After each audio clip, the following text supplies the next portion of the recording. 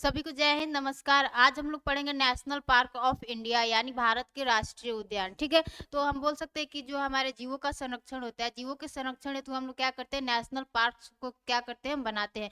तो आज national park को पढ़ने से पहले हम लोग कुछ डिफरेंट को जानेंगे कि वाइल्ड लाइफ सेंचुरी क्या होता है, आपका बायोस्फीयर रिजर्व क्या होता है और नेशनल पार्क क्या होता है। यानी तीनों में ही कुछ थोड़ा थोड़ा डिफरेंट पाया जाता है, उसको भी देख लेते हैं, क्योंकि थोड़ा सा हमें कंफ्यूजन रहता है कि ये बायोस्फीयर रिजर्व क्या होता है, वाइल्ड लाइफ सेंचुरी क्या होता है, नेशनल पार्क क्या होता है। तो उसके बारे में थोड़ा सा क्या कर लेते हैं, आज हम उसके अंतर को समझ लेते हैं कि आपका वाइल्ड लाइफ सेंचुरी क्या होता है यानी वन्य जीव अभ्यारण्य क्या होता है। फिर हम दूसरा क्या पढ़ेंगे कि नेशनल पार्क क्या होता है, जो कि आज का हमारा क्या है टॉपिक है कि हम लोग आज नेशनल पार्क को कवर करेंगे स्टेट वाइज। और लास्ट हमारा क्या है बायोस्फीयर रिजर्व, यानी तीनों आपको इंडिया में देखने को मिल जाएगा। हमारे भारत के कितने बहुत से ऐसे स्टेट है जिसमें क्या होता है नेशनल पार्क भी है, बायोस्फीयर रिजर्व भी है और वाइल्ड लाइफ सेंचुरी भी है। ठीक है, तो आज थोड़ा सा हम लोग डिफरेंट को जानेंगे कि ये बायोस्फीयर रिजर्व में क्या अंतर है, नेशनल पार्क में क्या डिफरेंट है और वाइल्ड लाइफ सेंचुरी में क्या डिफरेंट है। तो देखो, सबसे पहले हम लोग देखते हैं कि हमारा जो होता है वाइल्ड लाइफ सेंचुरी क्या होता है यानी वन्य जीव अभ्यारण्य क्या होता है। यानी हम लोग ये सब क्यों बनाते हैं, हम लोग जीवों के संरक्षण हेतु, यानी जीवों का संरक्षण हो सके, उनको कोई बोल सकते हैं कि किसी भी तरह का नुकसान ना हो सके, इसलिए भारत सरकार क्या करती है, किसी भी क्षेत्र को क्या कर देती है, वाइल्ड लाइफ सेंचुरी घोषित कर देती है या नेशनल पार्क घोषित कर देती है या आपको बायोस्फीयर रिजर्व घोषित कर देती है। ठीक है, तो देखिए आपका हम बता रहे हैं कि वाइल्ड लाइफ सेंचुरी क्या होता है यानी वन्य जीव अभ्यारण्य क्या होता है। तो देखिए आपका ये एक क्या हो गया, क्षेत्र हो गया।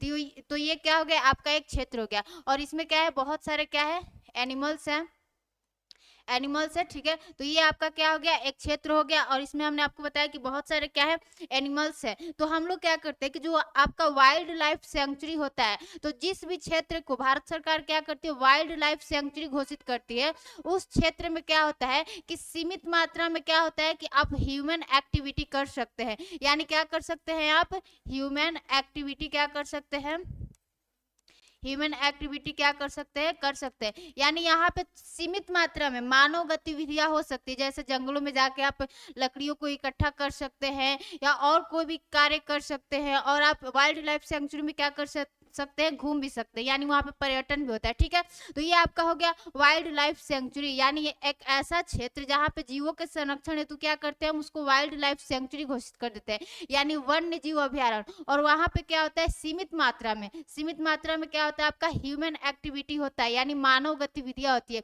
मानव उसमें सीमित मात्रा में क्या कर सकता है, जाकर लकड़ियों को चुन सकता है और भी किसी तरह का अपना आर्थिक कार्य कर सकता है। ठीक है, लेकिन इससे क्या होना चाहिए कि जो आपका अवैध तरीके से शिकार होता है यानी इलीगल हंटिंग नहीं होना चाहिए। ठीक है, तो यहाँ पर क्या होता है कि वाइल्ड लाइफ सेंचुरी में क्या होता है कि सीमित मात्रा में आप क्या कर सकते हो, ह्यूमन एक्टिविटी क्या कर सकते हो, कर सकते हो। ठीक है, लेकिन अब वहीं पे हम आपके नेशनल पार्क में आ जाएं, तो नेशनल पार्क में क्या होता है कि मान लीजिए इस क्षेत्र को क्या हमने, इस क्षेत्र को हमने क्या कर दिया, नेशनल पार्क घोषित कर दिया। तो इसमें क्या होता है कि यहाँ पर जो ह्यूमन एक्टिविटी होता है यानी जो मानव गतिविधियां होती है वो क्या होता है, अलाउ नहीं होता है। यानी जो नेशनल पार्क होता है आप वहां पे क्या कर सकते हैं, मानव गतिविधियां नहीं कर सकते। तो नेशनल पार्क क्या हो गया कि ऐसा, नेशनल पार्क एक ऐसी अवधारणा है जहां पर क्या होता है कि मानव गतिविधियां नहीं होती है, वहां पे कुछ भी नहीं होता है। ठीक है, और आपका बायोस्फीयर रिजर्व क्या है, तो बायोस्फीयर रिजर्व में आपको त्रिस्तरीय पैटर्न को क्या करते हैं, हम लोग अपनाते हैं।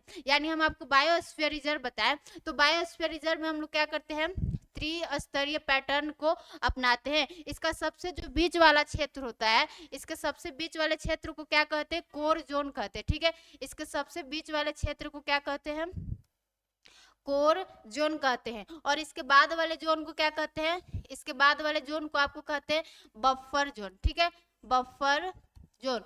और इसके सबसे जो इसका सबसे लास्ट वाला जोन होता है उसको क्या कहते हैं, transition zone, transition transition zone. ठीक है, तो मैंने आपको क्या बताया कि बायोस्फीयर रिजर्व क्या होता है, यानी बायोस्फीयर रिजर्व में हम लोग क्या करते हैं, त्रिस्तरीय पैटर्न को अपनाते हैं, जिसमें सबसे आपका कोर वाला रीजन क्या होता है, कोर वाले रीजन को हम लोग कहते हैं आपका यानी सबसे जो बीच का भाग होता है उसको कोर रीजन कहते हैं, फिर उसके आगे बफर जोन आता है, फिर उसके आगे ट्रांजिशन जोन आता है। तो आप यहाँ पर क्या करते हैं कि यहाँ पर थोड़ी सी ट्रांजिशन जोन में क्या होती है कि थोड़ी सी आप आर्थिक गतिविधियां कर सकते हैं, यानी ऐसा क्षेत्र बायोस्फीयर रिजर्व का ऐसा क्षेत्र जहां पर क्या कर सकते हैं आप कुछ थोड़ी मात्रा में आर्थिक गतिविधियां कर सकते हैं। और जो आपका बफर जोन है, बफर जोन में आप क्या करते हैं बस रिसर्च के लिए आप जा सकते हैं, यानी अनुसंधान करने के लिए क्या कर सकते हैं आप जा सकते हैं। और ये जो कोर जोन होता है, कोर जोन में किसी की भी एंट्री अलाउ नहीं होती है। तो ये आपको बायोस्फीयर रिजर्व भी समझ में आ गया कि बायोस्फीयर रिजर्व में हम लोग क्या करते हैं त्रिस्तरीय पैटर्न को क्या करते हैं आपको अपनाते हैं, जिसमें क्या होता है कि एक कोर जोन होता है, जिसमें क्या होता है आपका एक कोर जोन होता है, और एक क्या होता है आपका बफर जोन होता है, और एक क्या होता है आपका ट्रांजिशन जोन होता है। तो क्या होता है कि ट्रांजिशन जोन में आप कुछ मात्रा में, थोड़ी सी मात्रा में, सीमित मात्रा में आर्थिक गतिविधियां कर सकते हैं, और बफर जोन में आप क्या कर सकते हैं केवल आप रिसर्च के लिए जा सकते हैं, यानी क्या कर सकते हैं केवल आप अनुसंधान कर सकते हैं। और ये जो इसका बायोस्फीयर रिजर्व का जो कोर जोन होता है वहां पे किसी भी तरह का जो बोल सकते हैं कि ह्यूमन का एंट्री है वो अलाउ नहीं होता है। तो आपको ये हम बता दें कि आपको आज wild life sanctuary, biosphere reserve और नेशनल पार्क में थोड़ा सा डिफरेंट समझ में आ गया कि वाइल्ड लाइफ सेंचुरी क्या है, यानी वन्य जीव अभयारण्य क्या है कि ऐसा क्षेत्र जहां पर क्या हो सकता है कि थोड़ा सा मानव एक्टिविटी हो सकता है, मानव वहां पे सीमित मात्रा में लकड़ियों को चुन सकता है, वहां पे पर्यटन हो सकता है, लेकिन वहां पे किसी भी तरह से मानव का एनिमल्स का नुकसान नहीं होना चाहिए, ठीक है। और हमने आपको बताया कि नेशनल पार्क क्या है, तो नेशनल पार्क एक ऐसी अवधारणा है जहां पर क्या होता है कि जो मानव का हस्तक्षेप होता है, यानी ह्यूमन इंटरफेयर थोड़ा सा भी नहीं होता है। और फिर हमने आपको क्या बताया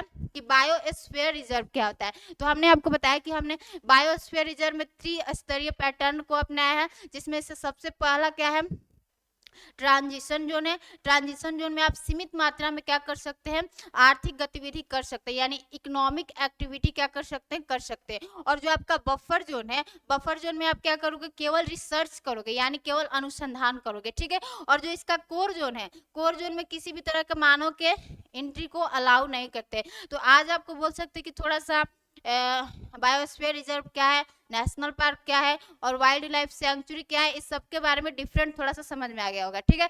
तो अब आज का जो हमारा टॉपिक है वो आपका क्या है नेशनल पार्क इन इंडिया, यानी भारत में जितने भी क्या है राष्ट्रीय उद्यान है उसको क्या करेंगे हम लोग कवर करेंगे। अगर हम आपको भारत में बता दें तो भारत में टोटल कितना है नेशनल पार्क 106 नेशनल पार्क है। 106 नेशनल पार्क को तो याद रखना मुश्किल नहीं होगा, लेकिन जो बोल सकते हैं कि